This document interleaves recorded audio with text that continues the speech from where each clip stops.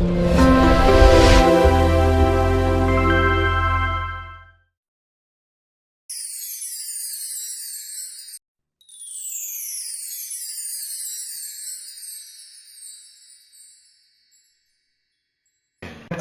வேண்டும். Even today the Lord should speak to us. இன்றைக்கு இயேசு ஒரு குழந்தை அல்ல.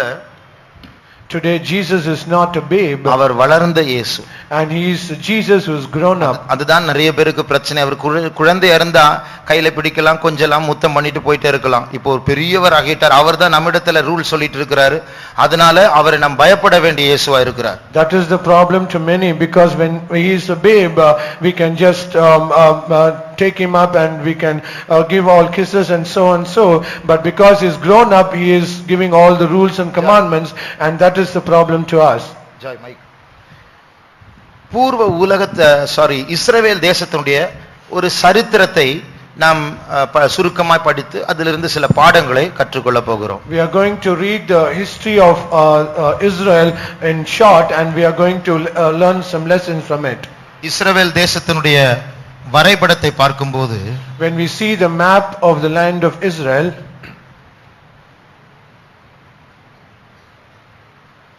அது ரஃபாக இதுதான் இஸ்ரவேலுடைய வரைபடம். This is the rough sketch of the land of Israel. ஒரு காலத்தில் இஸ்ரவேலுடைய சரித்திரத்தில் இஸ்ரவேல் தேசம் இரண்டாய் பிரிந்திருந்தது. At one point of time in the history of Israel, Israel was divided into two. Northern kingdom, வட தேசம், தென் தேசம் என்று இரண்டாய் பிரிந்திருந்தது. And it was divided into northern kingdom and the southern kingdom. நான் சொல்லுகிற அந்த காலத்தில், the time that I am speaking, இஸ்ரவேல் அதாவது வட தேசத்துடைய ராஜாவினுடைய பேர் பெக்கா.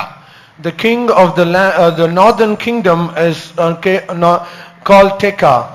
தென் தேசத்தினுடைய ராஜாவுடைய பேர் Ahaz. The king of the southern kingdom is Ahaz. இஸ்ரவேல் தேசத்தாருடைய ஆலயம் எருசலேம் எல்லாம் இந்த தென் தேசத்தில் தான் இருந்தது. The temple of the land of Israel, it was only in the southern kingdom. இப்பொழுது இந்த ரெண்டு கூட்டத்தாரும் ஆண்டவர் விட்டு தூரமாக போன ஒரு பின்மாற்றத்தின் காலம் இஸ்ரவேல் சரித்திரத்தில் ஒரு இருண்ட காலம். This is the time when the two kingdoms were gone in the backsliding state, and it is a dark state. இவர்கள் ஒன்றாய் இருந்து சத்துருக்களை முறியடிக்க வேண்டிய நேரத்துல இவர்களுக்குள்ள சண்டை நடந்து கொண்டிருக்கும். While they are supposed to be united and to get the victory over enemies, however there was internal conflict among them. நான் சொல்லுகிற இந்த காலத்தில், the time period that I am saying now, இந்த வட தேசத்தில் இருக்கிறதான இந்த இஸ்ரவேல் உடைய அந்த வட பகுதியும் சீரியா என்று சனிக்கிழமை ராத்திரி ஜெபங்களுக்கு வருகிறவங்களுக்கு தெரியும். இஸ்ரவேலுடைய வட பகுதியில் சீரியா இருக்கிறது. The northern kingdom, where Syria is, people who come for the night prayer, they can know what is Syria and where it is. இந்த சிரியாவுக்கும் இந்த வட இஸ்ரவேல் இவர்களுக்கு ஒரு ஒப்பந்தம் இருந்தது. And there was covenant between the Syria and the people in the northern kingdom. பைபிள்ல இந்த வட தேசமாகிய இஸ்ரவேல் வெறும் இஸ்ரவேல் என்று அழைக்கப்படும், இல்லை என்றால் சமாரியா என்று அழைக்கப்படும், இல்லை என்றால் எப்ராயிம் என்று அழைக்கப்படும். In the scriptures, the kingdom that is in the northern Israel, it is called as Samaria, or it is called Ephraim, or simply Israel, or simply Israel. தென் தேசம் யூதா என்று அழைக்கப்படும். The southern kingdom, it is called as Judah. ஆகையால் சில தீர்க்கதரிசன புத்தகங்களில் ஆண்டவர் யூதாவை நோக்கி சொல்லுகிறார் என்று சொல்லும்போது இந்த தென் பகுதியை அவர்களுக்கு ஆண்டவர் தீர்க்கதரிசி அனுப்பி எழுதினதான வார்த்தைகள். And when when he prophets, when God says to Judah, it speaks about the people who are in the southern kingdom. எப்ராயிமே நான் உன்னை எப்படி கைவிடுவேன் என்று வேதம் சொல்லும்போது இந்த வட தேசத்தை பற்றி தான் ஆண்டவர் பேசுகிறார். When he says Ephraim, how can ever I leave you, when he says that, he says to the people in the northern kingdom. இப்போ இந்த பெக்காவுக்கும் சீரியா தேசத்தில் இருக்கிற ராஜாவுக்கும் ஒரு ஒப்பந்தம் உண்டாகி ரெண்டு பேரும் சேர்ந்து இந்த தென் தேசத்தை ஜெயிக்க வேண்டும், இந்த ஆகாசை கொன்று போட்டு அவருடைய ஸ்தானத்தில் ஒரு சீரியனை வைக்க வேண்டும், அந்த சீரியன் தான் தென் தேசத்தை ஆளுகை செய்ய வேண்டும் என்று ஒரு திட்டமிட்டு கொண்டிருக்கிறார்கள். And there is a covenant between Pekah and the other king, and they want to combine together, and they want to get the victory over Syria or Ahaz. இப்படிப்பட்ட நேரத்தில் தென் தேசத்தில் இருக்கிற ஆகாஸ் வேறொரு தேசம் ஈராக் பகுதியில் இருக்கிறதான பூர்வ உலகத்தில் அசீரியா இப்பொழுது இல்லை, அந்த நாட்டில் அசீரியா தேசத்திற்கு இவர்கள் உதவியை தேடி வடதேசத்தில் உள்ளவர்களை எதிர்க்க முயற்சி செய்கிறார்கள். While it is so, King Ahaz, he went to help of the people of Assyria, and so that he might join together with him and fight against the northern kingdom. சரி, உங்களுக்கு புரிந்ததா இல்லையா என்று அறிவதற்கு நான் கேட்கிறேன். And I want to ask a question so that I want to know whether you understood or not. இஸ்ரவேலுடைய வடபகுதியினுடைய அந்த நாட்டில் இருந்த ராஜாவுடைய பேர் என்ன? What is the name of the king or the people of the northern Israel? Pekah. Pekah. தென் தேசத்தின் ராஜாவின் பேர் என்ன? The king of the southern kingdom? Ahaz. Ahaz. வடதேசத்தார் யாருடைய உதவியை தேடினார்கள்? And whom help the northern kingdom sought? Syria. Syria. தென் தேசத்தார் யாருடைய உதவியை தேடினார்கள்? அசிரியா. அசிரியா வேற, சிரியா வேற. There's the southern kingdom, they sought the help of Assyria, so Syria is different and Assyria is different. இப்போ இதுதான் ஏசாயா 7ஆம் அதிகாரத்தில் நாம் வாசிக்கிறோம். This is what we read in Isaiah chapter 7. முதல் வசனம் வாசிங்க. 7:1. உசியாவினுடைய குமாரனாகிய யோதாமின் குமாரன் ஆகாஸ் என்னும் யூதா தேசத்து ராஜாவின் நாட்களிலே ரேத்சீன் என்னும் சீரியாவின் ராஜாவும் ரெமலியாவின் குமாரனாகிய பெக்கா என்னும் இஸ்ரவேலின் ராஜாவும் எருசலேமின் மேல் யுத்தம் பண்ண வந்தார்கள். அவர்களால் அதை பிடிக்க கூடாமற் போயிற்று. அவர்கள் யுத்தம் பண்ண வந்தார்கள், ஆனால் பிடிக்க கூடாத போயிற்று. They came to fight against them, but however they are not able to capture him. அப்போது தாவீது வீட்டார் இடத்தில் என்று சொல்லும்போது யூதா கோத்திரம், தாவீதுடைய கோத்திரம் தென் தேசத்தில் இருக்கிறது. 2ஆம் வசனம் சொல்லுங்க, வாசிங்க. சீரியர் எப்ராயிமை சார்ந்திருக்கிறார்கள் என்று தாவீதின் குடும்பத்துக்கு அறிவிக்கப்பட்ட போது, பாருங்கள், சீரியர் எப்ராயிம், நான் சொன்னேன் இல்ல, வடதேசத்துக்கு பல பேர் உண்டு. எப்ராயிம் என்று அழைக்கப்படுகிறார்கள், சமாரியா என்று அழைக்கப்படுகிறார்கள், இஸ்ரவேல் என்றும் அழைக்கப்படுகிறார்கள். And as I said earlier, the people in the northern kingdom they are called as Samaria or Ephraim or simply Israel. இதே அதிகாரத்தில் இந்த வார்த்தைகளை நாம் வாசிக்கலாம். And in the same chapter we read all those words. இப்பொழுது இரண்டாம் தரம் ஒரு முறை எருசலேமை ஜெயிக்க முடியவில்லை. ஏனென்றால் இந்த அதற்கு காரணம் என்ன தெரியுமா? ஆகாஸ் தேவனை நம்பினார் என்றல்ல, ஆகாஸ் அசீரியருடைய உதவியை தேடி ஆலயத்தினுடைய சில பனிமுட்டுகள் எடுத்து லஞ்சமாக அசீரியரிடத்தில் கொடுத்து அந்த அசீரியர்கள் இவர்களை பாதுகாத்தார்கள். ஆகையால் எருசலேமை ஜெயிக்க முடியவில்லை. இதுதான் சரித்திரம். And the history says he was not able to get the victory over Jerusalem because it is not that Ahaz sought the help of God, but he sought the help of the king of Assyria. இப்படிப்பட்ட நேரத்தில் இரண்டாவது முறை சீரியர்களும் வடதேசத்தாரும், அதாவது பெக்காவும் சேர்ந்து யுத்தம் செய்ய வருகிறார்கள். And like it is so, the second time the Syrians along with the king Pekah, they also come to fight against them. அப்பொழுது ஆண்டவர் ஏசாயாவை அனுப்புகிறார் தென் தேசத்தாரிடத்தில். And then the Lord sends Isaiah to the people in the southern kingdom. 5ஆம் 6ஆம் வசனங்களை வாசியுங்கள். Let's read verse 5 and 6. நாம் யூதாவுக்கு விரோதமாய் போய் அதை நெருக்கி அதை நமக்குள்ளே பங்கிட்டு கொண்டு அதற்கு தபேயாலின் குமாரனை ராஜாவாக ஏற்படுத்துவோம் என்று சொன்னதின் நிமித்தம் நீ பயப்படாமல் அமர்ந்திருக்கப்பார். இந்த 2 புகைகிற கொள்ளிக்கட்டைகளாகிய சீரியரோடே வந்த ரேத்சீனும் ரெமலியாவின் மகனும் கொண்ட உக்கிர கோபத்தின் நிமித்தம் உன் இருதயம் துவள வேண்டாம். இந்த இரண்டாவது முறை வரும்பொழுதும் ஆண்டவர் ஏசாவை அனுப்பி, நீங்க பயப்படாதீங்க, இவங்க இந்த சீரியரும் இஸ்ரவேலரும் சேர்ந்து அவருடைய உங்களை முறியடித்து உங்களை நீக்கி அவங்களுடைய ஸ்தானத்துல வேறொரு ராஜாவை, சீரிய ராஜாவை வைக்க வேண்டும் என்று திட்டமிட்டிருக்கிறார்கள். அது நடக்காது. And even when they came the second time, the Lord sends Isaiah and says, do not fear, even though they come against you with Syria and Ephraim, they cannot overcome you. 7ஆம் வசனம் வாசிங்க. Verse 7. கர்த்தராகிய ஆண்டவர் அந்த ஆலோசனை நிலை நிற்பதில்லை, அதன்படி சம்பவிப்பதும் இல்லை. அதன்படி சம்பவிப்பதும் இல்லை. இரண்டாவது முறை வருகிறார்கள், அவர்கள் ஜெயிக்க மாட்டார்கள். And it shall not come to pass, even though they come the second time, they cannot overcome him. அப்பொழுது ஆண்டவர் ஆகாஸ் ராஜாவிடத்தில், தென் தேச ராஜாவிடத்தில் கேட்கிறார், நான் இப்படி செய்வேன் என்று நீ நம்ப வேண்டும் என்றால் உனக்கு என்ன அடையாளம் வேண்டும்? And then God asked to the king Ahaz of the southern kingdom, if at all I should do like this, what you should do. நீ எந்த அடையாளமும் கேட்டுக்கோ, வானத்திலிருந்து அது அடையாளமா இருக்கட்டும், ஆழத்திலிருந்து அடையாளமா இருக்கட்டும். You can ask any of the signs, whether it be in heaven or in earth. 10 11 வசனம் வாசி. Let's read verse 10 and 11.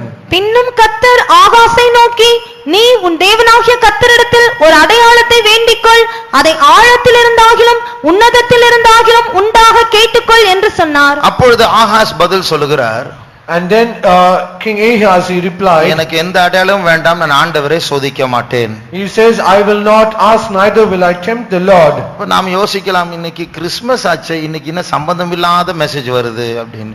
Now we might think today is Christmas, why the message is not at all relevant. அப்போ ஆண்டவர் சொல்லுகிறார், நான் ஆண்டவரை சோதிக்க மாட்டேன்னு சொல்லும்போது ஏசாயாவுக்கு கோபம் வருகிறது.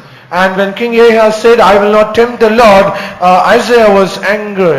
13 14 வசனங்களை வாசிப்போம். Verse 13 and 14. அப்பொழுது ஏசாயா, தாவீதின் வம்சத்தாரே கேளுங்கள், நீங்கள் மனுஷரை விசனப்படுத்துகிறது போதாதென்று ஏன் தேவனை விசனப்படுத்த பார்க்கிறீர்களோ? ஆதலால் ஆண்டவர் தாமே உங்களுக்கு ஒரு அடையாளத்தை கொடுப்பார். இதோ ஒரு கன்னிகை கர்ப்பவதியாகி ஒரு குமாரனை பெறுவாள், அவருக்கு இம்மானுவேல் என்று பெயரிடுவாள். அப்போ இப்படிப்பட்ட சூழ்நிலையில் தான் இந்த தீர்க்க தரிசனம் வருகிறது. And in such circumstances this prophecy comes. நம்ம நினைப்போம், ஆகாஷ் வந்து எனக்கு எந்த அடையாளமும் வேண்டாம் என்று சொல்லும்போது பரவாயில்ல, ரொம்ப ரொம்ப ஸ்பிரிச்சுவலான ஆள் போல அப்படின்னு. அப்படி கிடையாது. அவருடைய நம்பிக்கை ஆசிரியர் மேல இருக்கு, அதனால அடையாளம் வேண்டாம். We might think because King Ahaz, he did not ask any sign, we might think that he's so spiritual, but it is not like that, because his hope and everything is upon the king of Assyria and not on God. அதனால்தான் ஆண்டவர் ஆகாசுடைய அந்த பேச்சை பாராட்டாமல், நீ மனுஷரை விசனப்படுத்தி விட்டாய், இப்போது நீ தேவனை விசனப்படுத்துகிறாயா என்று ஆண்டவர் கேட்கிறார். And because of that God says he is not appreciating King Ahaz, but he says you not only varied men but also you varied God. அப்பொழுதுதான் இப்படி ஒரு வார்த்தை வருகிறது, நீ அடையாளம் வேண்டாம் என்று சொல்லுகிறாய், நானே ஒரு அடையாளம் தருகிறேன். Then this sign comes, he says you did not ask a sign, but I myself will give you ஒரு a sign. கன்னிகைக்கு ஒரு குழந்தை பிறக்க போகிறது. Behold, a virgin shall conceive. அவருக்கு ஒரு குமாரன் பெறுவார்கள், அவருக்கு இம்மானுவேல் என்று பெயரிட வேண்டும். And she shall bear a son, and they shall call his name Emmanuel. இப்போ இது இந்த இம்மானுவேல் யார்? So who is this Emmanuel? எழுத்தின் பிரகாரமாக இது நடந்திருக்க வேண்டும். And literally this should have happened. இது இயேசுவை பற்றி ஒரு தீர்க்க தரிசனம் தான். ஆனால் அந்த நாட்களில் ஆண்டவர் சொல்லுகிறார், ஒரு குழந்தை பிறப்போகிற ஆண் குழந்தை பிறப்போகிறது, அவர் அந்த குழந்தை தான் உங்களுக்கு அடையாளம் என்று சொல்லுகிறார். And it indeed speaks about the Lord Jesus Christ, but however literally there should have a person also been born with this name. அப்போ உண்மையாகவே இம்மானுவேல் என்று பெயருடைய ஒரு கன்னிகையில் ஒரு குழந்தை அந்த நாட்கள் பிறந்திருக்கலாமா? So is it that really a person who is called Emmanuel will be born in a virgin? ஆங்கிலத்திலும் தமிழிலும் கன்னிகை என்று சொல்லப்பட்டிருந்தாலும் மூல வார்த்தை, அந்த எபிரேய வார்த்தை பார்க்கும் பொழுது ஒரு வாலிப பெண் என்றுதான அர்த்தமாகும். And though it is said both in Tamil and English as a virgin, but in the original tongue it speaks only about a young woman. அந்த ஒரு வார்த்தை வாலிப பெண் என்றும் சொல்லலாம், கன்னிகை என்றும் சொல்லலாம். And that one single word we can either say a virgin or a young woman. ஆகையால் பழைய ஏற்பாட்டில் ஒரு கன்னிகை வயிற்றில் எந்த குழந்தையும் பிறக்கவில்லை, ஆகையால் அங்கே வாலிப பெண் என்ற அர்த்தமாகும். புதிய ஏற்பாட்டில் இயேசுவின் தீர்க்க தரிசனமாய் வரும்பொழுது அது கன்னிகை என்று வருகிறது. So in the Old Testament there is no virgin where she was conceived, but in the New Testament it was a virgin and she conceived. So in this place in the Old Testament it speaks about the young woman. இந்த குழந்தை யார்? So who is this son? இது வேத நிபுணர்கள் சொல்லுகிறார்கள், இது ஏசாயாவுக்கு பிறந்த ஒரு குழந்தை. And Bible scholars they say this is the son that is born to Isaiah. அடுத்த அதிகாரத்தில் In the next chapter ஏசாயாவுக்கு ஒரு ஆண் குழந்தை பிறக்கிறது. And to Isaiah there was a man child born. அந்த குழந்தையுடைய பேர் மகேர் சலால் அஷ்பாஸ். And the name of that child name is Maher Shalal Hashbaz. இந்த குழந்தையுடைய அப்பா ஒரு தீர்க்கதரிசி, அம்மாவும் தீர்க்கதரிசி. And the parents of this child are both prophets. அது 3ஆம் வசனத்தை 8ஆம் அதிகாரம் 3ஆம் வசனத்தை வாசிப்போம். Let's read chapter 8 verse 3. நான் தீர்க்கதரிசியானவளை சேர்ந்தபோது அவள் கர்ப்பவதியாகி ஒரு குமாரனை பெற்றாள். அப்பொழுது கர்த்தர் என்னை நோக்கி மகேர்சாலால் அஷ்பாஸ் என்னும் பெயரை அவனுக்கு இடு. அப்போ ஆண்டவர் கொடுக்கிற பெயரை பாருங்கள். See the name God gives. இது ஆண்டவர் கொடுக்கிற பெயர். This name is given by God. ஆனால் இம்மானுவேல் ஆண்டவர் கொடுக்கிற பெயர் அல்ல. But however, Emmanuel is not the name which God gave. 14வது வசனத்தை வாசிங்க. 7:14. Let's read 7:14. ஆதலால் ஆண்டவர் தாமே உங்களுக்கு ஒரு அடையாளத்தை கொடுப்பார். இதோ ஒரு கன்னிகை கர்ப்பவதியாகி ஒரு குமாரனை பெறுவாள். அவருக்கு இம்மானுவேல் என்று பெயரிடுவாள். பெயரிடுவாள். அது பெயர் கொடுக்கிறது யாரு? அந்த தாய் தான். And she shall call his name Emmanuel. Who gives that name? It is that mother. அது 7ஆம் அதிகாரம் 16ஆம் வசனத்தை வாசிக்கும் போது இந்த குழந்தைக்கு நன்மைக்கும் தீமையும் பகுத்தறியக்கூடியதான வளர்ச்சி வருவதற்கு முன்பாக இந்த தேசத்தில், அதாவது வட தேசத்தில் இருக்கிற 2 ராஜாக்களும் அழிந்து போவார்கள். And in verse 16, as we read, before the child shall know to refuse evil and good, both the kings shall be destroyed. அதே காரியத்தை 8:4 வாசிக்கிறோம்.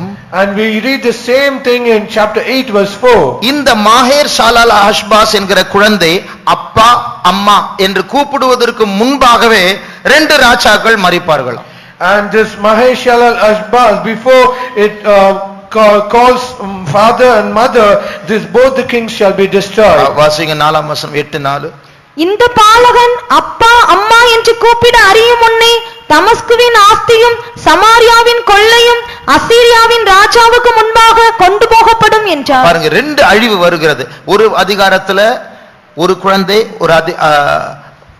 குழந்தை பிறக்கும் போது 2 ராஜாக்கள் அழிக்கப்படுவார்கள். அடுத்த அதிகாரத்துல ஒரு குழந்தை பிறக்கும் போது 2 தேசத்தாரில் அழிவு உண்டாகும். 2மே இணைத்தால் 2 முறையால் தான்.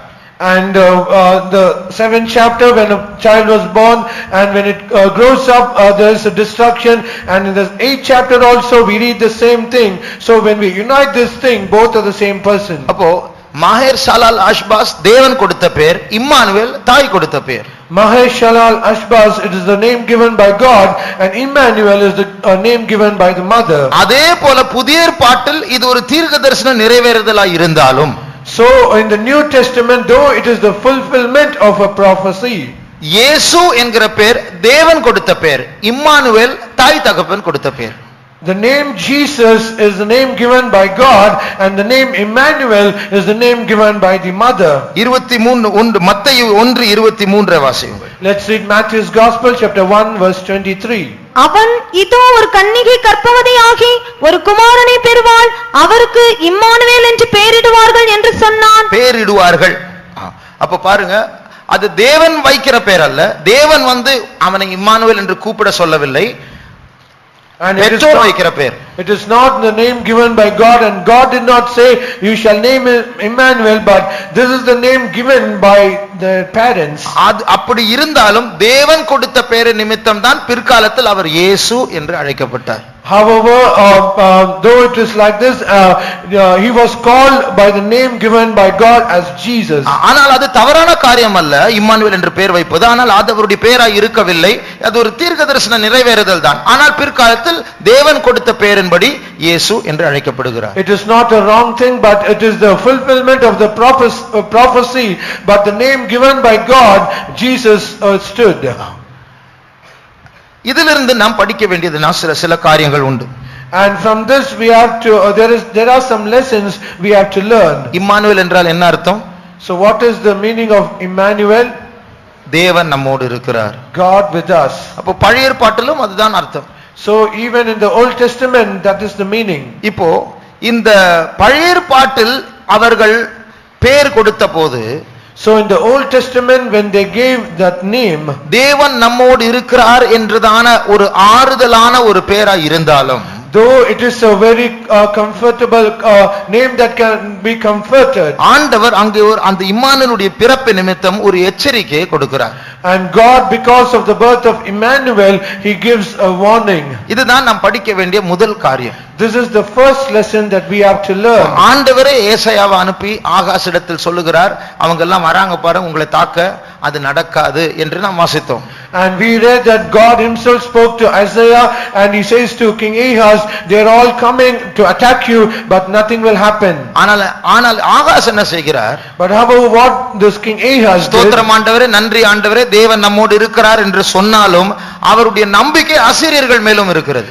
though he said that praise the Lord, God is with us, and he thanked him, but however he had all his hope on the king of Assyria. ஆண்டவர் ஆகாசை பார்த்து சொல்லுகிறார், Looking unto King Ahaz, God says, நீ Emmanuel Immanuel என்று சொல்லுகிறாய், ஆனால் உன் நம்பிக்கையை அசீரியர்கள் மேல் வைத்திருக்கிறாய். you say Emmanuel and Emmanuel, but however you have your hope on the king of Assyria. ஆகையால் இந்த அசீரியர்கள் என்ன செய்ய போகிறார்கள் தெரியுமா?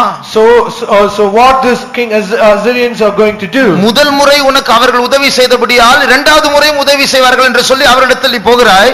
And because they helped you on the first time and you are going to them again so that they might help you again. நானும் சொல்லுகிறேன், அந்த ரெண்டு கொள்ளிகள் அழிக்கப்படுவார்கள் சீரியா ராஜாவுக்கு முன்பாக. And I also say both the torches will be destroyed before the Syrians. 8:4 வாசிங்க. இந்த பாலகன் அப்பா அம்மா என்று கூப்பிட அறியும் முன்னே தமஸ்குவின் ஆஸ்தியும் சமாரியாவின் கொள்ளையும் அசீரியாவின் ராஜாவுக்கு முன்பாக கொண்டு போகப்படும் என்றார். பாருங்க, அசீரியாவின் ராஜாவுக்கு முன்பாக எல்லாம் அழிக்கப்படும். அசீரிய ராஜா உண்மையா நீங்க ஹெல்ப் தேடுறீங்க, ஹெல்ப் பண்ணுவாரு. சீரியாவினுடைய கொள்ளையும் தமஸ்குடைய கொள்ளையும் இஸ்ரவேலுடைய கொள்ளையும் எடுத்துக்கொண்டு போவான். And the riches of Damascus and the spoil of Samaria shall be taken before the king of Assyria. ஆனால் நீ நம்புகிற அசீரியர் அதோடு கூட நிறுத்தி விடுகிறதில்லை.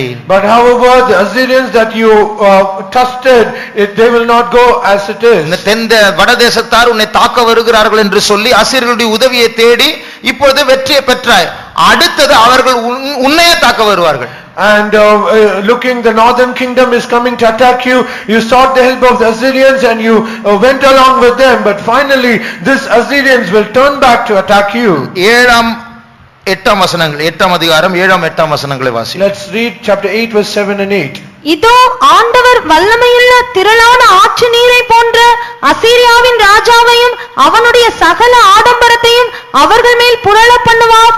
அது அவர்களுடைய ஓடைகள் எல்லாவற்றின் மேலும் போய் அவர்களுடைய எல்லா கரைகள் மேலும் புரண்டு. போதும், பாருங்கள், இது வடதேசத்தாரை பற்றி சொல்லுகிற காரியம். And this is the thing that is said about the northern kingdom. அங்க எல்லா வேலைகளையும் முடித்துவிட்டு and after completing all the work there, 8 வசனம் வாசியுங்கள். verse 8. யூதாவுக்குள் புகுந்து. யூதானா எந்த தேசம்? என்ன சொன்னேன் நான்? தென் தேசம், அதான் யூதா. And he shall pass through Judah, which is the southern kingdom. அப்ப ஆண்டவர் சொல்லுகிறார், நீ அவனையும் நம்புகிறாய் என்னையும் நம்புகிறாய், அவன் யூதாவுக்குள் புகுந்து அவன் கொள்ளையாட போகிறான். And God says you trust in him as well as in me, but however he shall pass through Judah. யூதாவுக்குள் புகுந்து பிரவாகித்து கடந்து கழுத்து மட்டும் வரும் என்றார். இம்மானுவேலே, அவன் செட்டைகளின் விரிவு உமது தேசத்தின் விசாலத்தை மூடும். பாருங்க, இம்மானுவேலே என்று சொல்லுகிறார். And he says calls him O Emmanuel. அந்த அர்த்தம், நீ தேவன் என்னோடு இருக்கிறார், தேவன் என்னோடு இருக்கிறார் என்று சொல்லுகிறாய். ஓ இம்மானுவேலே, தேவனை நம்புகிறேன் என்று சொல்ல தேசமே, உன் சத்ரு உன்னை தாக்க போகிறது என்று ஆண்டவர் எச்சரிக்கிறார். And he says you call Emmanuel, God with us, but he says oh Emmanuel, God, the enemy is going to attack you. இதிலிருந்து நாம் படிக்கிற பாடம் என்ன தெரியுமா? Do you know what is the lesson that we learn from this? சில நேரத்துல தேவன் நமக்கு ஹெல்ப் பண்ணுவார், உதவி செய்வார். Sometimes indeed God will help us. அதனால தேவன் நமக்கு சப்போர்ட் பண்றார், தேவன் நமக்கு நம் சார்பா இருக்கிறார், அவர் நல்லா இருக்கிறார், நான் கரெக்டா இருக்கிறேன் என்று தவறா நினைக்க கூடாது. அவர் கோபப்படலாம், ஆனால் சத்ரு நம்மை மேற்கொள்ளாதபடிக்கு சில நேரத்தில் பாதுகாப்பார். And we should not mistake because God is helping us, and we should not think that I am right with him, but however when he is angry he will also allow the enemy to attack us. அவர் கோபமாய் இருந்தும் சில நேரத்துல சகாயம் செய்வார். அதனால அவர் கோபப்படல, நான் சரியா தான் இருக்கிறேன், பாருங்க இது எனக்கு நடந்தது, தேவன் என் சைடுல தான் இருக்கிறார் அப்படின்னு தவறாக நினைக்க கூடாது. Though he is angry, he might also help us, and because of that we should not think that we are right and say see I am right, and because of that God is helping me. சங்கீதக்காரன் சொல்லுகிறார், அவர் நாம நிமித்தம் என்னை நீதியின் பாதையில் நடத்துகிறார். The psalmist says because for his name's sake he leads me in the paths of righteousness. அப்போ இந்த தென் தேசத்தாரை ஆண்டவர் பாதுகாக்கிற ஒரு காரணம் என்ன தெரியுமா? அவருடைய ஆலயம் அங்க இருக்கிறது, அந்த ஆலயம் அழிக்கப்படக்கூடாது என்று சொல்லி ஆண்டவர் ப்ரொடெக்ட் பண்ணுகிறார்.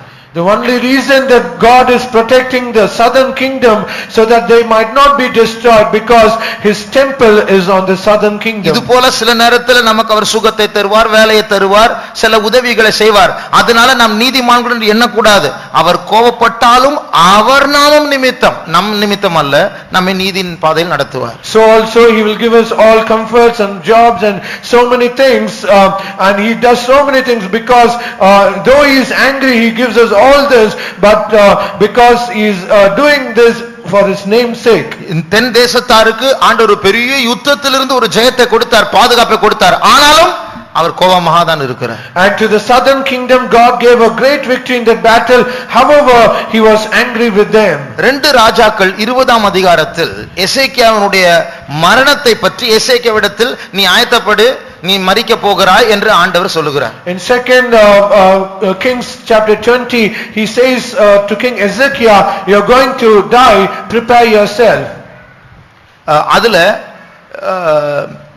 எசேக்கியா ஜெபிக்கிறார். And there King Ezekiel he prays, ஆண்டவரே இவ்வளவு நாளா நான் உமக்காக நான் வாழ்ந்த, ப்ளீஸ் ஆண்டவரே அப்படின்னு கெஞ்சும் போது ஆண்டவர் சரி உனக்கு 15 வருடம் கூட்டி தருகிறேன். and he pleaded with God and said, God, I lived you for so many years, and when he pleaded, God said, okay, I will extend your lifespan to another 15 years. ஆனால் அங்கு ஆண்டவர் ஒரு வார்த்தை சொல்லுகிறார். But however there God says a word. இதுல ஒரு காரியத்தை, அந்த வார்த்தை சொல்வதற்கு முன்பா ஒரு காரியத்தை சொல்ல விரும்புகிறேன். And in this, before I say this thing, I would like to share another thing. Pastor Immanuel அவர்கள் கெல்லிஸில் இருந்த பாஸ்டர், அவர் திடீரென்று ஒரு ஆக்சிடென்ட்டில் மரித்து போனார். And beloved pastor Kelly's Faithom, he died in an accident.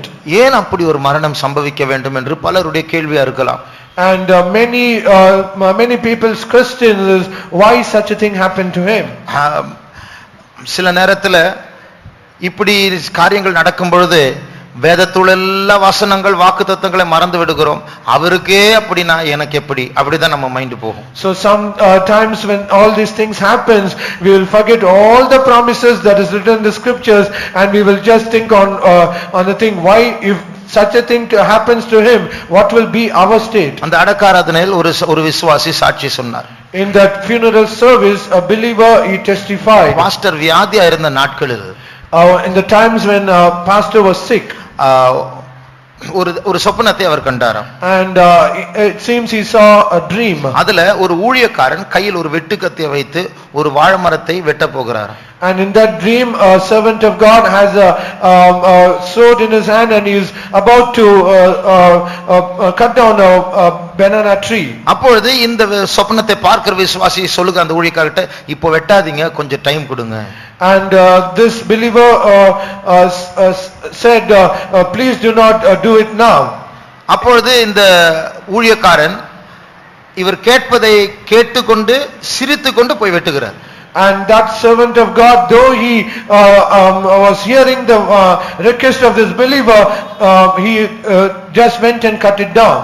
அப்போ இந்த விசுவாசி உடனே அவருக்கு புரிந்து கொண்ட இது பாஸ்டரை பற்றி தான் என்று சொல்லி அதிகமா ஜெபித்தார்கள். இந்த சபையார் எல்லாரும் அதிகமா ஜெபித்தார்கள். And this believer, he understood that it is about this pastor, and together with the church members he prayed more fervently. அப்ப நான் நினைக்கிறது என்னவென்றால், But the thing that I think, விசுவாசிகள் அதிகமா ஜெபித்ததனால எசேக்கியாவுக்கு நாட்களை கூட்டி கொடுத்தது போல பாஸ்டருக்கும் ஒரு 2 மாதத்தை கூட்டி கொடுத்தார். and as Ezekiel prayed so much, because so also when the church prayed so much, perhaps God extended the life of the pastor for 2 months. தேவன் அப்பொழுதே எடுக்க வேண்டும் நினைத்தார். ஜனங்களுடைய கண்ணீர் நிமித்தம் 2 மாதம் எக்ஸ்டெண்ட் பண்ணினார் அவ்வளவு. And God thought to take him then, but however because of the cries of the people of God, he extended for 2 months. ஆனா இந்த முறை யாருக்கும் முட்டி போட்டு ஜெபிக்க முடியாதபடிக்கு பறித்து கொண்டார் அவர். And this time there was no time given for anyone to be on their knees and pray. He plucked him out to him. ஆக்சிடென்ட்ல ஏன் மரிக்கணும்? But why did he die in an accident? Heart அட்டாக்ல மரிக்கலாமே டீசென்ட்டா, அப்படிதான் நம்ம யோசிப்போம். We would have think he should have died decently by an heart attack. அந்த இடத்துக்கு போன பாஸ்டர் சாட்சி சொன்னார், அவருடைய சரீரத்துல ஒரு காயமும் இல்லையா. And the pastor who went to that accident spot, he said in his body there was no There was no wound at all. There's no wound at all. அப்போ ஆண்டவருடைய வழிகள் நம்முடைய வழிகள் அல்ல.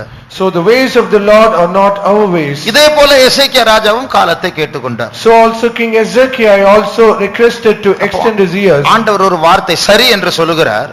And God, he says yes. 6ஆம் வசனத்தை வாசியுங்கள். Let's read verse 6. உன் நாட்களோடே 15 வருஷங்களை கூட்டுவேன், உன்னையும் இந்த நகரத்தையும் அசீரியா ராஜாவின் கைக்கு தப்புவித்து என் நிமித்தமும் என் தாசனாகிய தாவீதின் நிமித்தமும் இந்த நகரத்துக்கு ஆதரவாய் இருப்பேன் என்று சொல் என்றார். ஆண்டவர் சொல்லுகிறார், உனக்கு நாட்களை கூட்டி கொடுக்கிறேன், ஒருவரும் உனக்கு விரோதமா வருவார்கள், யுத்தத்தில் ஜெயம் எடுப்பாய். ஆனால் யார் நிமித்தம்? And God says, I will extend thy days to 15 years and no one can come against you, but because of whose name? என் நாமம் நிமித்தம், என் தாசனாகிய தாவீது நிமித்தம்.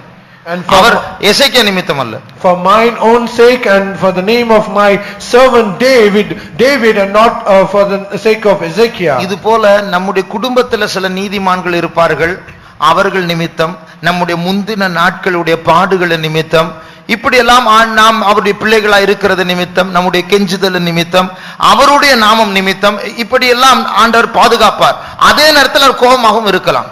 For the sake of one righteous person in our family and because of the past sufferings that we have done and because of the sake of the people of God and so many things, and for his name's sake he might be helping us, but however he is angry toward us. ஆகையால் அவர் உதவி செய்கிறதுனால அவர் நம்மை நேசிக்கிறார் என்று நாம் கேர்லெஸ்ஸா இருக்க கூடாது. மறுபகுதியில் பல கோபங்களும் நம்மில் உண்டு. And because he is helping us, we should never be careless about that, but on the other side he is very much angry towards us. இஸ்ரவேல் தேசத்தை பார்த்து ஆண்டவர் சொல்லுகிறார், இஸ்ரவேலை தொடுகிறவன் சிதைக்கப்படுவான். And to the children of Israel he says, he that toucheth the children of Israel shall be destroyed. அப்படி இருந்தாலும் அந்தி கிறிஸ்து உள்ள வருகிறான், ஆலயத்தில் உட்காருகிறான், அநேக இஸ்ரவேல் ஜனங்களை வெட்டுகிறான். கடைசியாக 144,000 இஸ்ரவேலரை தவிர எல்லாரும் அழிக்கப்படுகிறார்கள். However, it is the Antichrist comes and he slays the children of Israel and destroys everyone, but finally 144,000 only were left. இதே காரியத்தை தான் ஆண்டவர் தென் தேசத்தாரை ஆலயத்தை வைத்திருக்கிற ஆகாசியம் அவருடைய ஜனங்களை பார்த்து சொல்லுகிறார், நீ இம்மானுவேல் இம்மானுவேல் என்று சொல்லுகிறாய், ஆனால் அசீரியர் வந்து உங்களை அழிக்க போகிறார்கள். And the same thing God says in the Old Testament to King Ahaz, saying, you are saying Emmanuel and Emmanuel, however the king Azariah is going to come and destroy you. லூக்கா 2ஆம் அதிகாரம் 34ஆம் வசனத்தை வாசிப்போம். Let's read Luke's Gospel chapter 2 verse 34. பின்னும் Simeon அவர்களை ஆசீர்வதித்து அவருடைய தாயாகிய மரியாளை நோக்கி, இதோ அநேகருடைய இருதய சிந்தனைகள் வெளிப்படத்தக்கதாக இஸ்ரவேலில் அநேகர் வீழ்கிறதற்கும் எழுந்திருக்கிறதற்கும் விரோதமாக பேசப்படும் அடையாளமாவதற்கும் இவர் நியமிக்கப்பட்டிருக்கிறார். இயேசு எதற்காக நியமிக்கப்பட்டிருக்கிறார்? அநேகர் விழ போகிறார்கள், அநேகர் அவர் நிமித்தம் எழும்பவும் போகிறார்கள். இரண்டுக்கும் நியமிக்கப்பட்டிருக்கிறார். And why was Jesus appointed? So that he might be a fall and rising again of many. அப்போ இயேசுவின் நிமித்தம் சிலர் எழும்ப போகிறார்கள், இயேசு நிமித்தம் சிலர் விழ போகிறார்கள். Because of Jesus many are going to arise and because of Jesus many are going to fall. நம்மை பொறுத்தவரையிலும் நம்முடைய சபையை பொறுத்தவரையிலும் ஆண்டவர் உதவி செய்கிறார். இன்னைக்கு கூட அபிஷேகத்தை கொடுத்தார், தீர்க்க தரிசனம் மூலமா பேசுகிறார், பல சாட்சிகளை எழுப்புகிறார், உதவி செய்கிறார். அதனால நம்ம நல்லா இருக்கிறோம் என்று யோசிக்க கூடாது. மறுபக்கத்தில் கோபமா இருக்கிறார். ஆகையால் நாம் விழ போகிறோமா எழும்ப போகிறோமா என்று நாம் தீர்மானிக்க வேண்டும். And even so in our church God is giving us the anointing. He speaks us through prophecies and giving us all the blessings, but however we should not think that we are right, but on the other side he is angry towards us. ஆகையால் ஆகாசை போல தேவன் என்னோடு இருக்கிறார் என்று அவர் செய்கிற உதவிகளை கண்டு நாம் அப்படியே சொல்லக்கூடாது. மறுபக்கத்தில் அவர் நம்மேல் கோபமாக இருக்கிறார், இந்த எச்சரிப்பை தருகிறார். ஆகையால் வருஷ கடைசியில் சுத்திகரிப்பு கூட்டத்தை தந்து அதற்கு முக்கியத்துவம் கொடுத்து வர வேண்டும் என்று கூப்பிடுகிறார். And like King Ahaz, we should not think that because God is helping us, he is with us and he is loving us, but on the other side he is very angry towards us, and we should never be careless, and so that we might come for the sanctification meeting and cleanse us. ஆகையால் தேவன் என்னை ஏற்றுக்கொண்டார் என்று ஒரு விதத்தில் நாம் நினைத்தாலும் அப்படியே நாம் மூடிவிடக்கூடாது, முடித்து விடக்கூடாது. மறுபக்கத்தில் ஆண்டவருக்கு நம்மேல் சில குறைகள் உண்டு, சில துக்கங்கள் உண்டு என்று அறிந்து அவரிடத்தில் ஒப்புரவாக இந்த சுத்திகரிப்பு கூட்டங்களுக்கு வர வேண்டும். We should not be like that because God has accepted us and we are well and good, but on the other side we should think that God is angry with me and there are shortcomings and faults in me, so that we should realize that and come and attend the sanctification meeting. நாம் அறிய வேண்டிய இரண்டாவது காரியம், The second lesson that we have to learn, எப்படி இந்த இஸ்ரவேல் தேசம் அவர்கள் வட திசையில் இருக்கிறதான அந்த தேசத்தாரும் தென் திசையில் இருக்கிற அந்த தேசத்தார் ரெண்டு பேரும் ஒரு பின்மாற்றத்தில் இருந்தார்கள். and as the children of Israel, both the northern kingdom and the southern kingdom, they were in days of backsliding. வட தேசத்தார் 100% 100% பின்மாற்றத்தில் தேவனை முற்றிலுமாய் விட்டு விட்டார்கள். The northern kingdom, they were backsliding for 100%. தென் தேசத்தார் ஆலயம் இருந்தும் அரைக்குறையான பின்மாற்றக்காரர். தேவனையும் நம்புகிறார்கள், இம்மானுவேல் என்று சொல்லுகிறார்கள், அசீரியர்களையும் தேடுகிறார்கள். The southern kingdom, though they have the temple in their land, they trusted in God as well as the Emmanuel, and they are partially backsliding. இது போல நம்மத்திலும் ரெண்டு பின்மாற்றக்காரர் இருக்கிறார்கள். So also in our midst there are two types of backsliders. சிலர் கூட்டத்துக்கே வர மாட்டார்கள். Some people, they will never come to the meeting. அவர்கள் வட தேசத்தார். They are the northern kingdom. சிலர் கூட்டத்துக்கு வருவார்கள். ஆலயம் இருக்கு, எருசலேம்ல ஆலயம் இருக்கு, ஆலயத்துக்கு வருவோம், ஆனா அரைக்குறையா இருப்போம். Some people, they come to the meetings, and because there is a temple in Jerusalem, they will come to the church meetings. இங்க வந்திருக்கிற நாம் எல்லாரும் இந்த தென் தேசத்தாரை போல ஆலயம் உண்டு, அபிஷேகம் உண்டு, ஆன பின்மாற்றமும் உண்டு. All those who are come and seated here, there is a church and temple, and we have a worship, but however we have a backslidden state. தேவன் நம்மோடு இருக்கிறார், நல்லதுதான். God is with us, it is good. ஆனால் தேவனோடு கூட மற்ற ஆண்டவர்மானையும் நாம் வணங்கி கொண்டிருக்கிறோம். அதுதான் தேவனுடைய துக்கம். And along with God we are also worshipping other gods.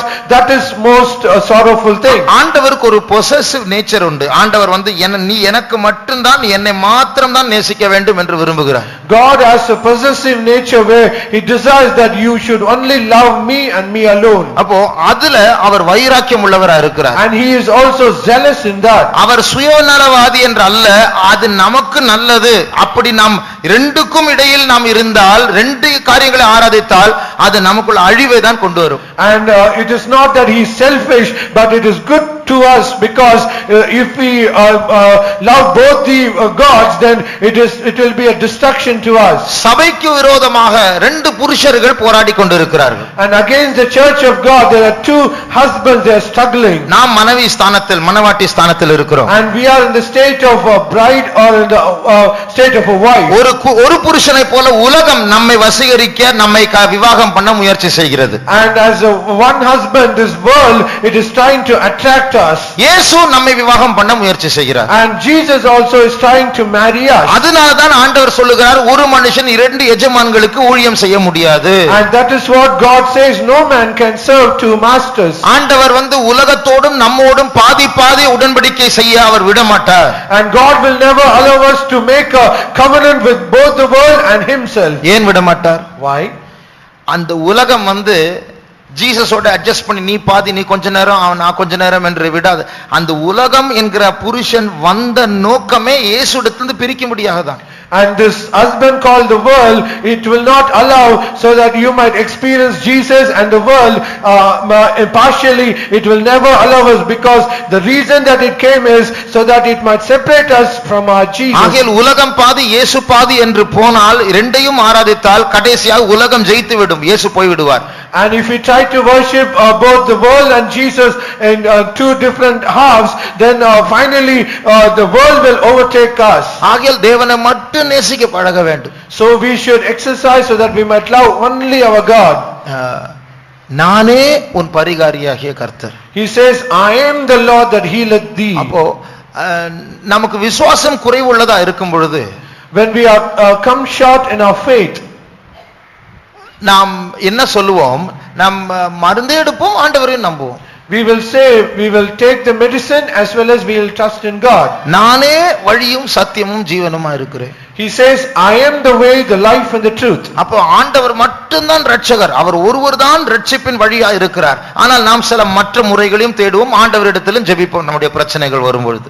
Jesus is the only way and he is the only solution for all our problems. But however, we will also search different solutions and also trust in God. சிலருக்கு உதவி தேடும்போது Some people when they seek a help, அவங்களுக்கு உதவி வேண்டும் போது அவர்களுக்கு சிலர் உதவி செய்வார். ஆண்டவர் சிலர் அனுப்பி உதவி செய்வார். and God will send some people and he will help them.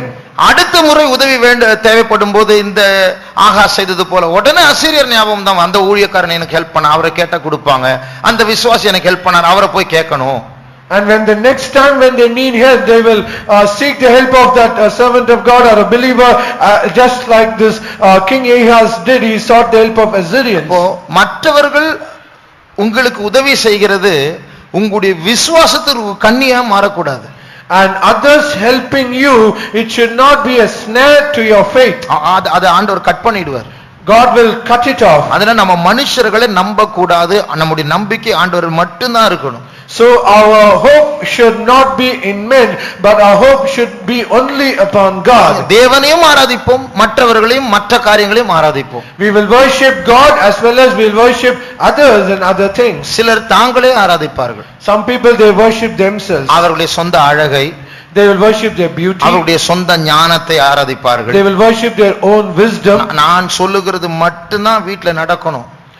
All the things that I say, it should happen in my family. மனைவி ஒரு சஜஷன் கூட கொடுக்க முடியாது, இப்படி பண்ணா நல்லா இருக்கும், நீ வாயை மூடு. And the wife cannot even give a suggestion.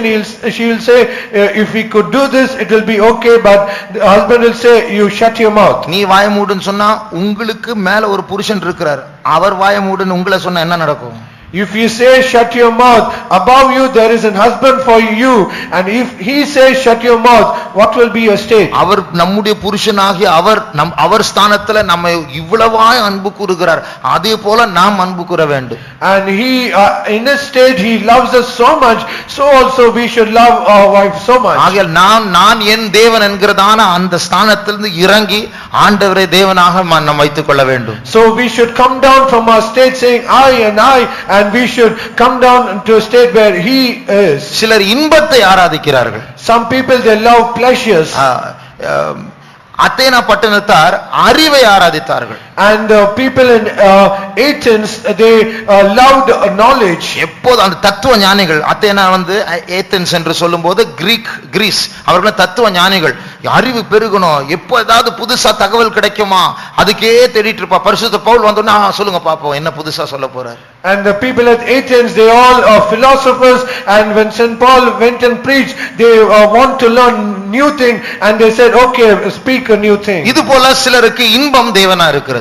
So also for many people pleasures are their God. நான் சந்தோஷமா இருக்கணும், நான் ஜாலியா இருக்கணும், சிரிச்சிட்டே இருக்கணும், என் இருதயம் என்ன இன்பத்தை தேடுகிறதோ அதுக்கு பின்னாடி உடனே நான் கீழ்ப்படிஞ்சு போகணும்.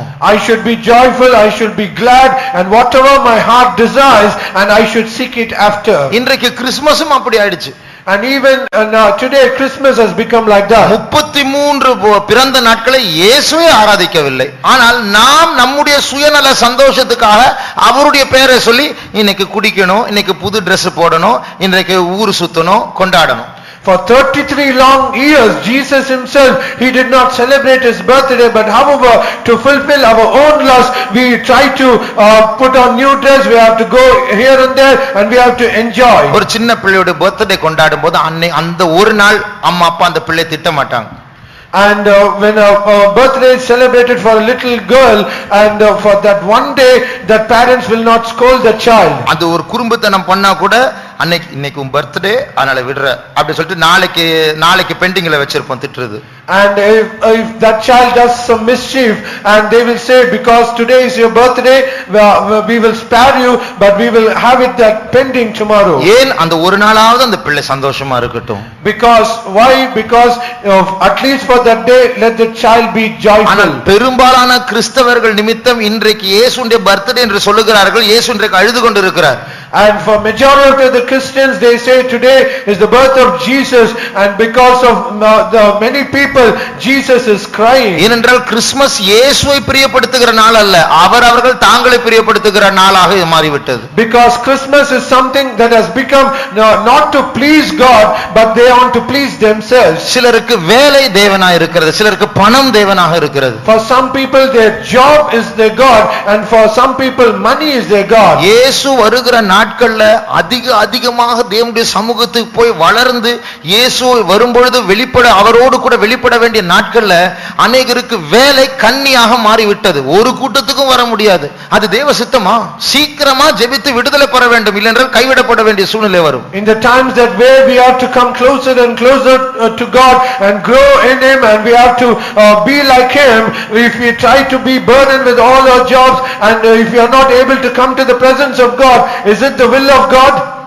ஒரு நாள் சண்டே மாத்திரம் வந்துட்டு இம்மானுவேல் என்று சொல்லி மற்ற 6 நாள் அசீர் என்று சொன்னால் என்ன நடக்கும்? So if you come only one day and to the church only on Sunday and say Emmanuel, and the other 6 days you say Assyrian, Emmanuel, what is the use? அநேகருக்கு தேவனோடு இருக்கிற தொடர்பு ஞாயிற்றுக்கிழமை மட்டும்தான். தனி ஜெபம் இல்லை, குடும்ப ஜெபம் இல்லை, பிரைசிங் ஜெபம் இல்லை, பைபிள் ஸ்டடி இல்லை, உபவாச ஜெபம் இல்லை, காத்திருப்பு கூட்டம் இல்லை, ஒரு ஜெபமும் இல்லை. For many a connection with God, it is only on Sunday. They do not have Bible study, tarrying meeting, fasting prayer, and so forth. இன்னைக்கு காலையில பிரைசிங்ல சொன்னேன், இன்னைக்கு இப்படி ஒரு பண்டிகை நாளா இராமல் இது ஒரு விடுமுறை நாளா இருந்தாலும் இன்னைக்கு ஒரு ஸ்பெஷல் ஜெபம் உண்டு என்று நான் அறிவித்திருந்தா பாதி பேர் தான் வந்திருப்பீங்க. And even in the morning praising, I said, though it is a day of festival, though it is a holiday, if I have announced this should be a time of prayer, only half of the people would attend here. ஆனா கிறிஸ்தவர்களுக்கு இது முக்கியமான பண்டிகை நாள் என்று இது இருக்கிறபடினால் தான் எல்லாரும் வந்திருக்கிறீங்க. Because this is the important festival for Christians, many have come here. இது கிறிஸ்மஸ் இல்லாம இது பொங்கலா இருந்ததுன்னா விடுமுறையா இருந்திருக்கலாம், நம்ம வேற பிளான் தான் போட்டு வெளியே போறதுக்கு தான் நம்ம ட்ரை பண்ணிருப்போம். Perhaps it might be a Pongal, and if it is a holiday, then we would have some other plans. ஆனா நம்முடைய ஜீவிதத்தை ஜாக்கிரதையா ஜீவிக்க வேண்டும். அந்த அசீரியன் தான் உலகம். So we should be careful in our life that Assyrian is the world. அந்த அசீரியனுக்கு ஒரு ஆவி உண்டு. And for that Assyrian, he has a spirit. இன்பத்தை கொடுத்து அது alternate Canaan, அதாவது மாற்று கானானை கொடுக்கிறதான ஒரு வல்லமை அது. It will give pleasure, and it is a power which gives us the alternate Canaan. நீ தேவனை நம்பாதே. Do not trust in God. நீ என்ன நம்பு, அந்த தேவன் உனக்கு கானானை கொடுப்பார் என்று சொல்லுகிறாரே, நான் அதை உனக்கு கொடுப்பேன். You trust in me, that God says that He will give you Canaan, but I will give you another Canaan. நாம் விரும்பி வேலையை தேடி, பணத்தை தேடி, உயர்வை தேடி, இன்பத்தை தேடி கூட்டங்களையும் தேவ சமூகத்தையும் பலி செலுத்தி போறோமே ஒரு இடத்துக்கு, அந்த இடமே சீக்கிரமாய் உங்களுக்கு கன்னியாய் மாறப்போகிறது. And sacrificing all our prayer time, the meetings, and everything that we do, and seek the place, the workplace, and the joy and the pleasure, that place itself soon it will become a snare to you. அப்போ இந்த உலகம் இன்றைக்கு இன்பம் தரும் உலகம், சீக்கிரமாக இதே உலகம் பெரிய ஹார்ட் அட்டாக் தருகிற உலகமாய் மாறப்போகிறது. This world, present world, is a pleasure giving world.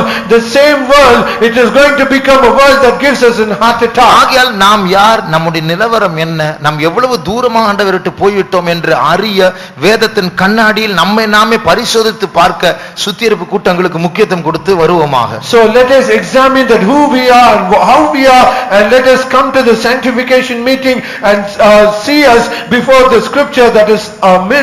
ஒரு தேவனுடைய மனுஷன் இப்படி சொன்னார். One man of God, he said like this: நமக்குள்ள பாவம் இருந்தா அது நம்மை பெரியவர்களா மாற்றும், தேவனை சின்னவரா மாற்றும். If there is sin in us, it will make us appear so big and make God so appear so small. நம்மை குற்றவாளி கூண்டில நிறுத்தி வச்சு நம்மை கேள்வி கேட்க வேண்டிய நியாயாதிபதியே நாம் குற்றவாளி கூண்டில் வச்சுட்டு நம்ம நியாய தீர்ப்பின் ஆசனத்தில் உட்கார்ந்து அவரை கேள்வி கேட்டுட்டு இருப்போம். And we who are supposed to be in that cage that we are accused, but we will try to put God in that place, and we will try to behave like a judge. ஆக அந்த தேவனை சிறியவராய் மாற்றி நம்மை பெரியவர்களாய் மாற்றுகிற அந்த வஞ்சனை தோற்றத்தை மாற்றும்படியாக சுத்திகரிப்பு கூட்டத்துக்கு வருவோமாக. So that we might change that deceiving appearance of making God to be small and making us to be great, let us come and sanctify us in the sanctification meeting. நம்முடைய கண்களை மூடுவோம். Let us close our eyes. இயேசுவின் நிமித்தம் சிலர் எழும்ப போகிறார்கள், அதே இயேசுவின் நிமித்தம் சிலர் விழவும் போகிறார்கள். For the sake of Jesus many are going to fall, and for the sake of Jesus many are going to rise. தேவ சமூகத்தை அலட்சியம் பண்ணினவர்கள் பழைய ஏற்பாட்டில் கல்லெறிந்து கொல்லப்பட்டார்கள். All those who despise the presence of God in the Old Testament, they were stoned to death. சுத்திகரிப்பு கூட்டத்துக்கு வாங்க, எல்லா கூட்டத்துக்கு வாங்க என்று சொன்ன காரியம் என்னுடைய பிரசங்கத்தை கேட்பதற்கா?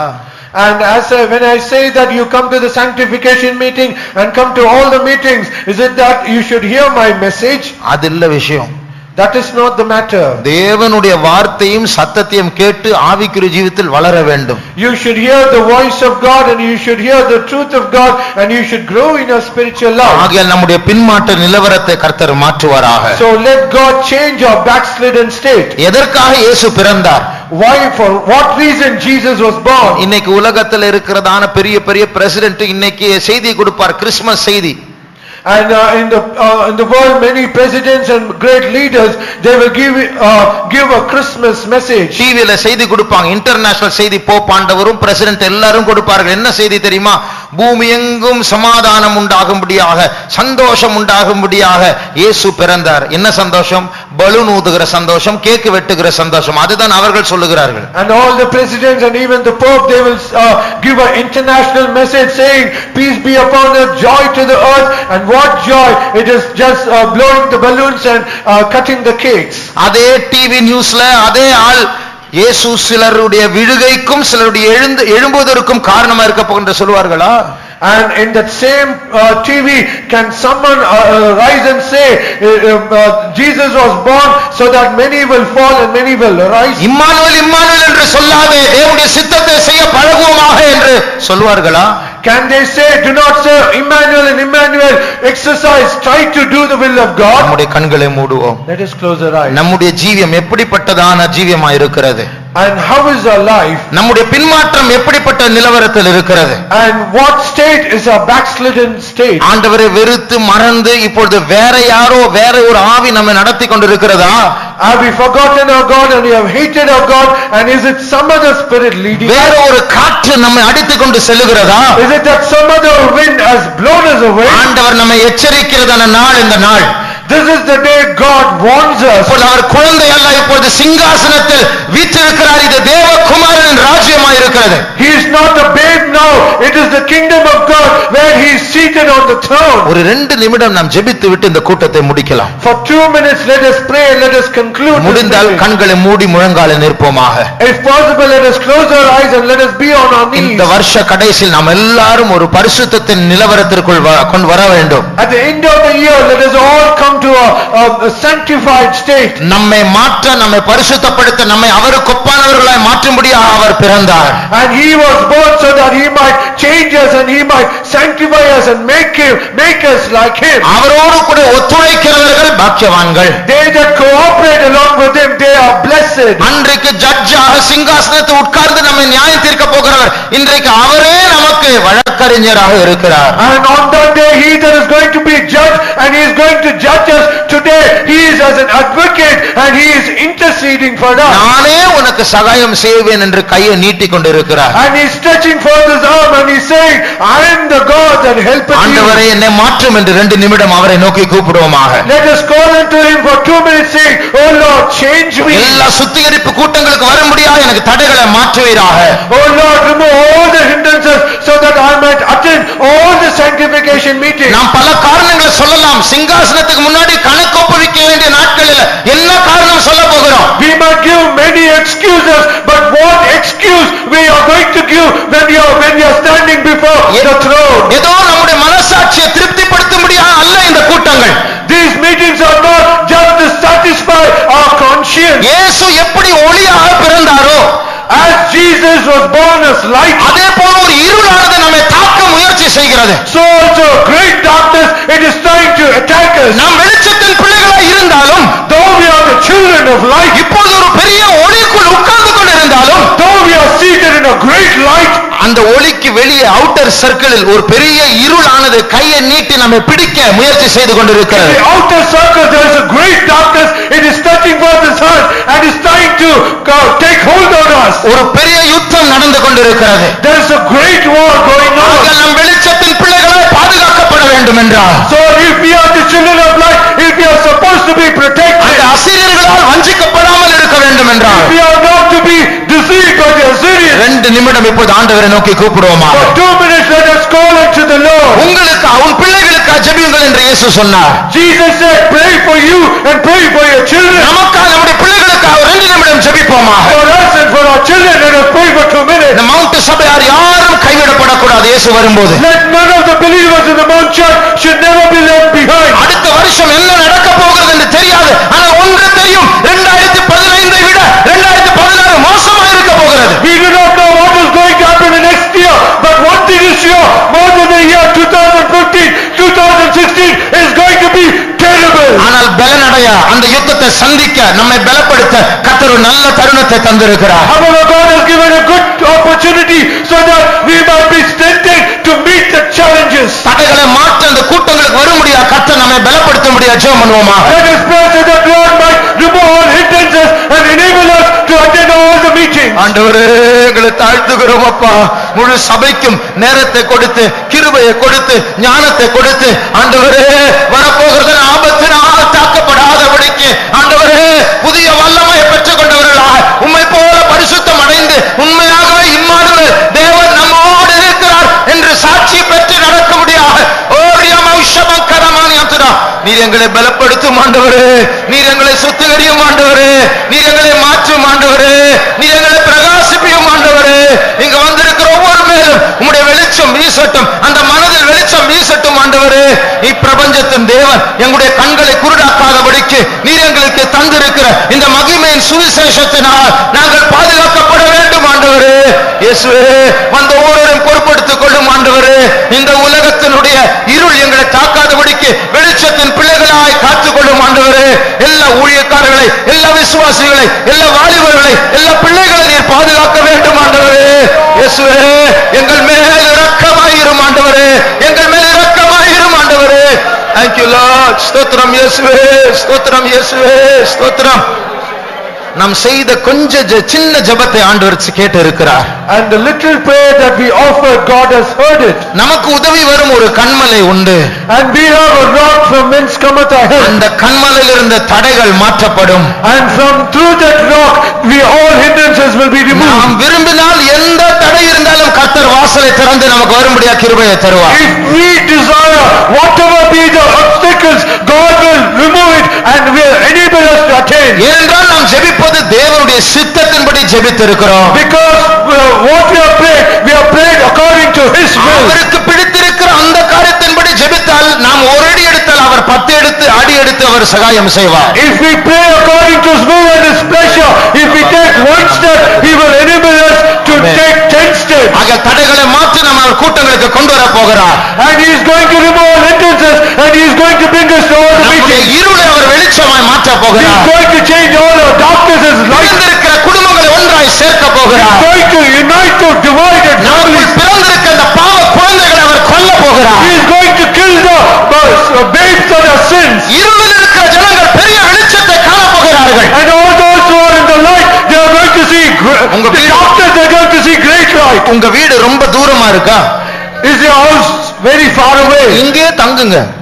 You can stay even here. ஆனால் இந்த கூட்டங்களுக்கு வரும்படியா முக்கியத்துவம் கொடுப்போமாக.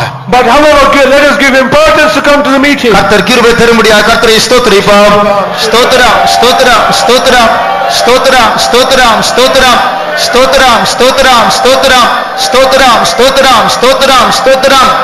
இந்த வசனத்தை ஒரு தத்துவமாய் எடுக்காமல் தேவன் பேசுகிற வார்த்தையை எடுத்துக்கொள்வோமாக. So let us not take this word as mere philosophy, but let us take this as the word that God has given us. ஏசாயா, எரேமியா போன்ற தீர்க்கதரிசிகள் தேவனுடைய வார்த்தை கொண்டு ஜனங்களிடத்தில் போகும்போது அவர்கள் எதிர்த்தார்கள். And when Isaiah, Jeremiah and other prophets, when they took the word of the Lord to the people, they resisted that word. ஏனென்றால் இவர்களுக்கு சொந்த உபதேசம், சொந்த அபிப்பிராயங்கள், சொந்த இச்சைகள் இருந்தது.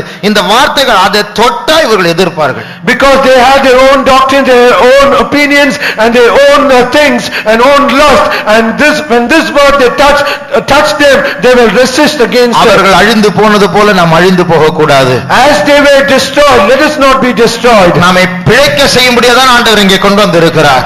God has brought us so that we might live. அதற்காக கர்த்தர் உதவி செய்ய வேண்டும். So God should help us with that. அதற்காக நாமும் ஒப்பு கொடுக்க வேண்டும். And we also should submit to us. ஒப்பு கொடுத்து கரங்களை உயர்த்தி கர்த்தரை ஸ்தோத்திரிப்போம்.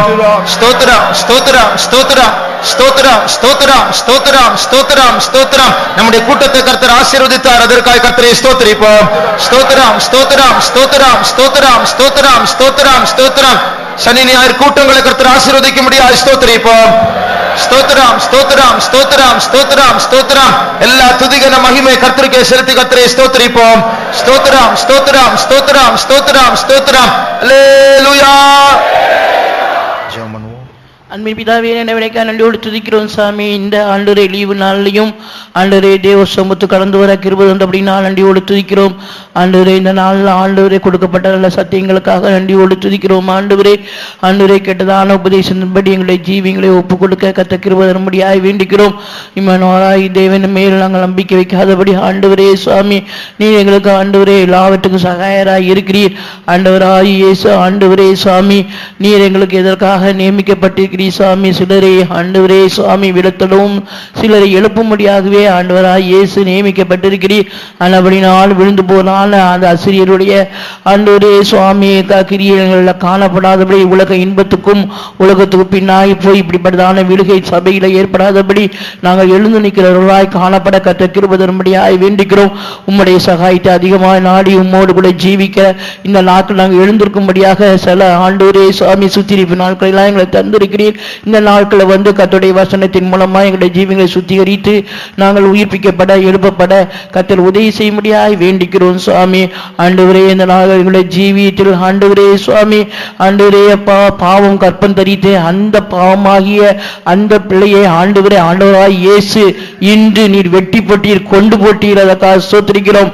இனி உயிர்ப்பிக்கப்பட்டதான ஜீவியத்தோடு கூட ஆண்டவராய் இயேசுவினை ஆண்டவரே திவ்ய பாவங்களோடு நாங்கள் எழுந்து வளர்ந்து அந்த இயேசுவின் பூரணத்தை பெற்றுக்கொள்ள சபையார் தகுதிப்படுத்தும். தாழ்த்தி உம்முடைய கருத்தில் ஒப்படைக்கிறோம். சுத்திரிப்பு நாட்கள்லாம் வரவும் எங்களுடைய ஜீவியை சுத்தி வைத்துவும் புதிய வருடம் ஆண்டவரே பலவிதமான பாதைகள் வழியாக கடந்து போற ஒரு சூழ்நிலைகள் எங்களுக்கு வந்தாலும் இப்படிப்பட்ட சுத்திரிப்பு மூலமாக எங்களுடைய ஜீவியங்களை அதிகமாக சுத்திரித்து பலனடைந்து கிருபையை பெற்றுக்கொண்டு தைரியமாக ஆண்டவரே புதிய அபிஷேகத்தோடு நுழைய ஒவ்வொருவருக்கும் கிருபை தரும்படியாக வேண்டிக்கிறோம். அந்த ஒவ்வொருவரையும் பலப்படுத்தி ஆசீர்வதியும் இயேசுவின் நாமத்தில் கேட்கிறோம் பிதாவே, ஆமென். Now may the grace of our Lord Jesus Christ, the love of God the Father, and the sweet fellowship of the Holy Spirit rest and abide with us now and until Jesus returns in glory. Hallelujah!